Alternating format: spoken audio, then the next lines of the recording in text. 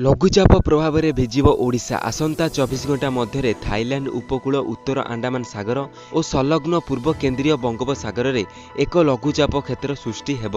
यह केन्द्रीय बंगोपसागर में अधिक घनीभूत होई अवपात परिणत हेब। यह प्रभाव में आसंता 11 तारिख राज्य में प्रबल वर्षार संभावना रही बोली आंचलिक पाणीपाग विज्ञान केन्द्र पक्षर सूचना मिली। तेबे आज 10 तारिख आज केउ जिले में वर्षार संभावना रही एवं लघुचापटी आउ केउ जिले में हम डिटेल्स भाव न्यूज पाइपर भिडियो को लाजे देखूँ।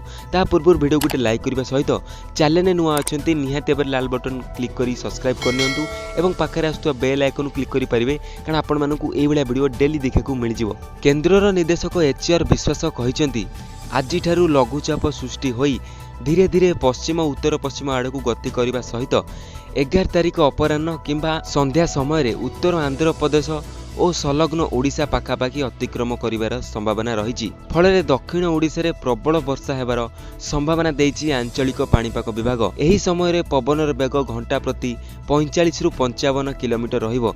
तेणु जनसाधारण को सतर्क रहिबाकू और मत्स्यजीवी मानकू 10 रु 13 तारिख जाए समुद्र भितर को न जिबाकू आंचलिक पाणीपाग विज्ञान केन्द्र पक्षरु बारण करा जाइछि। तबे आज राज्यर उपकूल जिला गुड़िकरे किछि स्थान रे स्वल्परु मध्यम धरणर वर्षा होई पारे बोली सूचना मिली। 10 तारिख दिन बा आज दक्षिण ओडिशार किछि जिला तथा मालकानगिरी कोरापुट रायगड़ा गजपति गंजाम आदि जिले में किछि स्थान रे वर्षा हेबा नै सूचना मिलुची।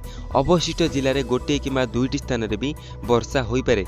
तबे लघुचाप प्रभाव में 11 तारिख टू राज्य में वर्षा आरंभ हो जिवो। विशेषकर दक्षिण ओडिशार समस्त जिले में स्थाने स्थाने वर्षा हेब। उपकूल ओडिशार अधिकांश वर्षा हेबा नै संभावना रही। अन्य पक्षे पाणीपाग विशेषज्ञ सुरेंद्रनाथ पशुपालक कहते सैटेलाइट चित्रु जना पड़ुछि 10 तारिख में अवपात एवं 11 तारिख में हुएत गभीर अवपात परिणत होई 12 तारिख में अवपात रूप में स्थलभाग छुईब। तेबे उपकूल ओडिशा एवं कोरापुट सहित गंजाम जिले में प्रबल वर्षा हेब बोली डॉक्टर पशुपालक कहते।